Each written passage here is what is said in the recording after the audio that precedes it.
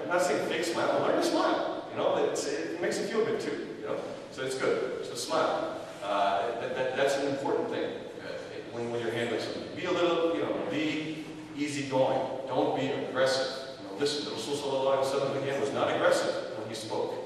Right? He was not aggressive. He would listen calmly, even in the face of abuse. Even in the face of abuse. Think about that. Right? Even when people were suggesting that he, for Hudaybiyah, when he came and they said, no, we'll not put the Rasul. That we don't want him to say that he's a Rasulullah, that he's a messenger of Allah. That something that is very basic. Of course, the Sahaba always were getting very hot under the collar and wanted to jump up and do this, but he calmed them down. He would listen calmly, and then he would respond with whatever it was. Okay? So be calm, be nice, smile, speak gently. Okay? Speak softly. These are all very important things when actually interacting with somebody, especially when it comes to talking about Islam. Now let's get into some of the substance. We talked about some of the techniques which are very important when you're coming from and what you're doing. This is a common thing that we do that we should get away with. Don't use slogans when you talk about Islam. Okay? What's a slogan? A slogan about Islam, actually. Can somebody share one? We have. Come on, really easy. What nice simple thing about Islam that you say all the time? It's the religion of peace.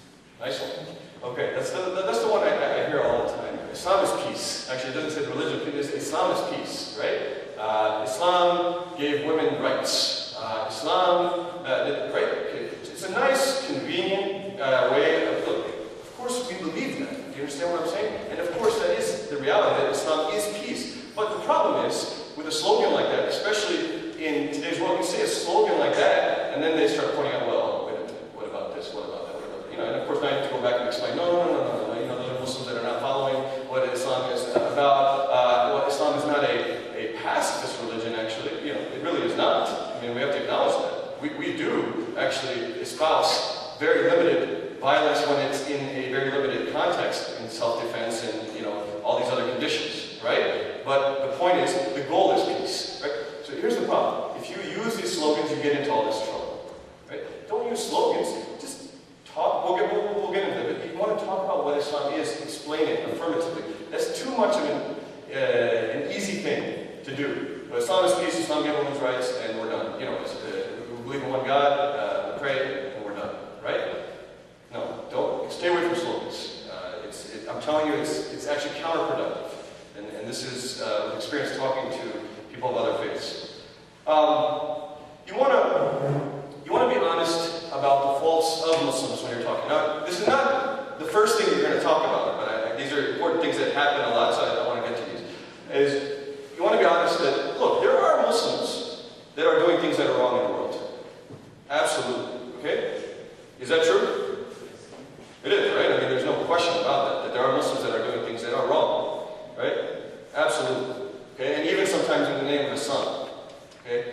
You have to acknowledge that. I know it feels like it's going to hurt you to do that, with people of other faith, but I'll tell you what it does is it builds trust. Because now they know they're talking to somebody who can be honest with them. Because we're being dishonest if we don't acknowledge that point. I'm not saying spend a lot of time on it and spend a whole hour, talking about how Muslims are messing up. That's not the goal when you're going to present something, right? That's not what you're saying. But you have to acknowledge it, okay, that this does occur. But the point is, you're going to talk about what Islam is about and explain that, yes, there are people who are deviating from the norm. But frankly, those people are deviating from the norm. They're not the norm. They're not the people that actually represent us. Unfortunately, they're taken as people that represent us. So, here's what you do. We talked about some of those things you don't do, and here's what you do. Your goal when you get up there, first of all, is you need to personalize and humanize Islam. Okay? A lot of times we want to go up and we want to give this, short of talking at an academic lecture to, professors and academics, okay? Most of the time we don't, and I've made this mistake a lot in the past too, we don't want to get up there and just give a very, cold and, technical explanation of Islam, right? The most common way, and again, I have made this mistake many times, so this is from learning from my own experience, is that we'll just start talking about the 5 pillars of Islam, but we'll just say, okay, so Islam, we start with Shahada, that means, you believe in one God. Okay, let's move on. We have Salah, we have Sawm, fasting, we have Zakah, Hajj, all these things, and this is what it is, that's what it means to be a Muslim, and this is what we're not. Okay? That's usually what somebody would get up and start. That's in a public talk, right? But even when we're talking to people, we usually aren't going to talk like that. Here's the point. You want to personalize and humanize Islam. So how do you do that? Well, you do it through talking about your own personal experience, right? Inshallah, if as Muslims we're living the 5 pillars, right? So everybody has their own personal experience. Inshallah, with the 5 pillars. Even if you haven't gone to Hajj, for example, or you're not paying zakat, you know somebody that is, or somebody that did go, right? Humanize it. Talk about it in human terms, right? So for me, if we're talking about Tawheed, right, if I'm going to talk about it and humanize it, I already told you one story that I could use to do that, right? Where I was praying in my dorm. So I can talk about Salah, right, and the importance of that through a story which becomes much more interesting to the people who are listening, and it humanizes it. Oh, wow, that's what they go through. Okay, wait a minute. Okay, no. So now they learn you can't walk in front of anybody, you can't talk to somebody, you got to pray at a certain time, right? I don't pray to an idol.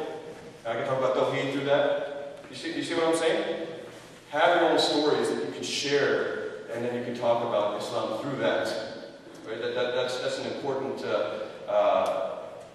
thing to keep in mind when we're presenting Islam. Now, personalizing the Quran, that's also like a key thing that we don't do. Again, the Quran is seen as this technical book. To them, actually, unfortunately, it represents only a few verses that have been shared with most of them. Most people who are not exposed to Islam. And we know those verses that they're going to be talking about verses of war, and that's primarily actually what they're exposed to. Okay? We want to humanize the Quran, because that's not what the Quran is. It's not just about the verses of war, right? It's like a small percentage of the Quran. What are some of the themes in the Quran? Let me ask you, actually in the audience. Marriage. You said marriage? Okay, marriage is one. Is that what you're going to start with? Okay. If you want to. Was it? Judgment Day. Judgment Day. Okay, you can talk about that. You can talk about it in terms of accountability. Yeah, Judgment Day is definitely a big one, right? So accountability for this life, maybe afterlife. Social life and international relations between nations and tribes. Okay, so you're saying, talking about international relations or political relations between tribes, things like that? Okay, again, is that something you're going to start out with? No. Yeah. Now, I want you to talk about the things you want to talk about in the Quran. So maybe I should be clearer, but let me go over to this. Sure. The way we interact with each other, from our parents to strangers, animals, Okay, but you're going to just tell me that? That's fine. You're going to say it touches everything, but you need to tell me. Do you understand what I'm trying to say? Like, you need to show me. That basically, we need to show people. Because they won't believe you by you just tell them. But you can say, hey, it's a nice book. Right? Is that enough? It's enough for you. It's not enough for them. Right? You need to show them what's in there. So again, choose the ones carefully that you were going to talk about. You say that things in common with other religions? We're going to get to that in a second. Yeah, that is good. What are you going to say? You need to glance at. Okay. What do you want to tell them affirmatively about the Quran? What is it? Okay. Like, the most common question is why we're stars. So they point that out and speak of how properly okay, so you're saying that's the first thing you're telling me when you just talk about the Quran, right? She's saying the most common question is about the scars. And we're going to get to that also. Okay, let me try something. If I were going to tell somebody about what the Quran says, first of all, yeah, that was good. We were talking about Judgment Day, you were saying that, but I would talk about Tawheed for one, right? Isn't that an important theme in the Quran? It's kind of important, isn't it? Monotheism. I wouldn't say Tawheed in that sense, right? I would say monotheism. I would say, the Quran is absolutely built off, and Islam is built off this most important belief in one God, and the all-powerful Creator, right? And the Quran stems from that. There's all these things that come from that. And it gives these proofs of that, and it tells us to reflect on that. So it talks about nature, it talks about charity, the actions that we have to take because we're conscious of God and His creation. So it talks about charity, it talks about taking care of our families, and gives us, responsibilities in that sense. What are other things, right? You see what I'm saying? It tells us about stories, and you were talking about that coming out. Tell them positively what is in the